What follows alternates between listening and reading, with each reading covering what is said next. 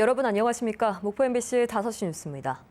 양분한 민주당 광주시당 위원장은 오늘 전남도와 광주 민간 군공항 이전 간담회를 갖고 문제를 해결할 실마리를 찾았다고 밝혔습니다.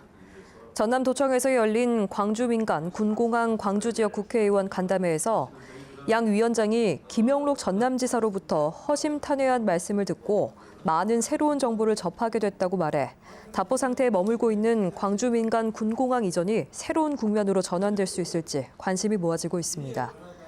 김영록 전남지사는 간담회에서 강기정 광주시장의 함흥차사, 플랜 B, 연말까지 안 되면 안 하겠다는 등 최근 발언에 대해서 사과를 요구하고 광주 군공항 이전 특별법 개정과 이전 지역에 대한 국가사업 지원에 광주시의 적극적인 자세가 필요하다고 밝혔습니다. 신안군이 환경부와 국토교통부에서 주관하는 탄소중립 선도도시 공모사업 1차 대상지에 선정이 됐습니다. 이번 공모사업은 기후위기 대응을 위해서 정부와 지역, 민간이 협력해 탄소중립 이행을 극대화할 수 있는 지속가능한 도시 모델을 구축하는 사업으로 신안군은 전국 군단위 지자체 가운데 유일하게 선정이 됐습니다. 전라남도는 2024년 귀농귀촌 체류형 지원센터 지원사업 대상지로 장성군을 선정했습니다.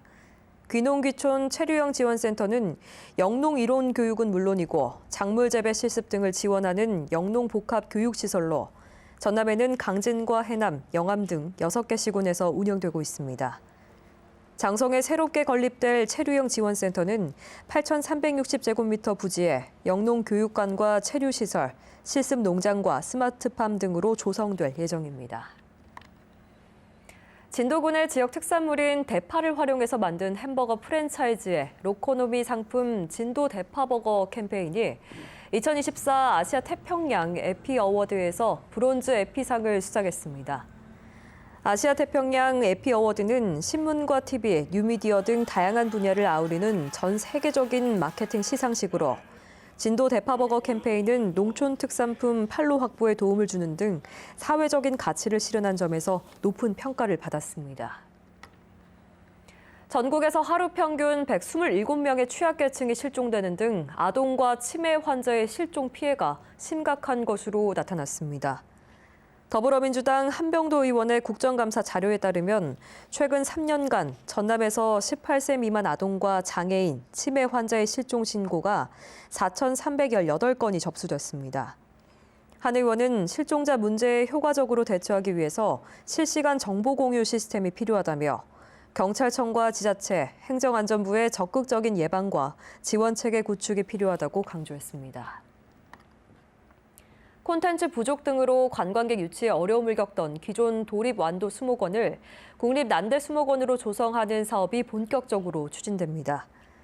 전라남도는 산악지형을 살린 하늘길 모노레일과 같은 5대 랜드마크 조성 등을 담은 기본 계획을 수립했으며 이달 말 완도 군민 등을 대상으로 주민 설명회에 나섭니다.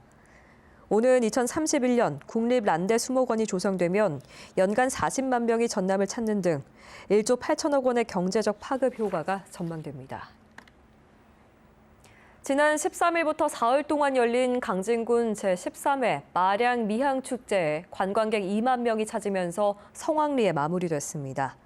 강진군의 테마축제로 자리 잡은 이번 마량 미향축제에서는 마술과 버블쇼 등 가족 단위 관광객을 위한 다채로운 공연과 화로잡기 등 체험 행사들이 인기를 끌었습니다.